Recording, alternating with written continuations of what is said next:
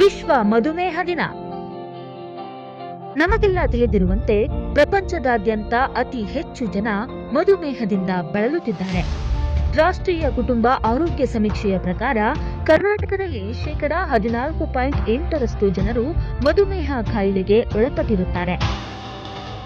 ಮಧುಮೇಹಕ್ಕೆ ಪ್ರಮುಖ ಕಾರಣ ಬದಲಾದ ಜೀವನ ಶೈಲಿ, ಆಹಾರ ಪದ್ಧತಿ ಹಾಗೂ ಮಾನಸಿಕ ಒತ್ತಡ. ಮಧುಮೇಹ ನಿರಂತರವಾಗಿ ಏರಿಕೆಯಾಗುತ್ತಿರುವುದು ಹಾಗೂ ಗ್ರಾಮೀಣ ಪ್ರದೇಶಕ್ಕೂ ವಿಸ್ತರಣೆಯಾಗುತ್ತಿರುವುದು ಆತಂಕಕಾರಿ ವಿಷಯವಾಗಿದೆ.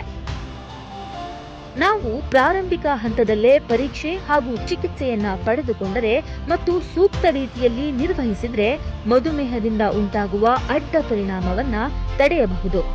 ಸಾರ್ವಜನಿಕರಿಗೆ ಮಧುಮೇಹ ಕುರಿತು ಅರಿವು ಜಾಗೃತಿ ಮೂಡಿಸಲು ವಿಶ್ವ ಆರೋಗ್ಯ ಸಂಸ್ಥೆಯಿಂದ ನವೆಂಬರ್ 14ರಂದು ವಿಶ್ವ ಮಧುಮೇಹ ದಿನ ಆಚರಿಸಲಾಗುತ್ತಿದೆ. ಈ ವರ್ಷದ ಘೋಷವಾಕ್ಯ ಅಡೆತಡೆಗಳನ್ನು ನಿವಾರಿಸುವುದು, ಅಂತರವನ್ನ ಕಡಿಮೆಗೊಳಿಸುವುದು. ಕರ್ನಾಟಕ ರಾಜ್ಯವು ಗೃಹ ಆರೋಗ್ಯ ಯೋಜನೆಯನ್ನ ಜಾರಿಗೆ ತಂದಿದೆ.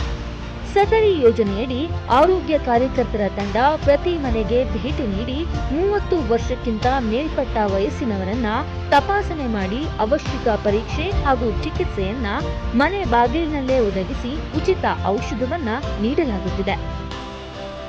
ಮಧುಮೇಹ ನಿಯಂತ್ರಣ ಹಾಗೂ ನಿರ್ವಹಣೆಗೆ ರಾಜ್ಯ ಸರ್ಕಾರ ಹಾಗೂ ಆರೋಗ್ಯ ಇಲಾಖೆ ಸದಾ ಬದ್ಧವಾಗಿದೆ.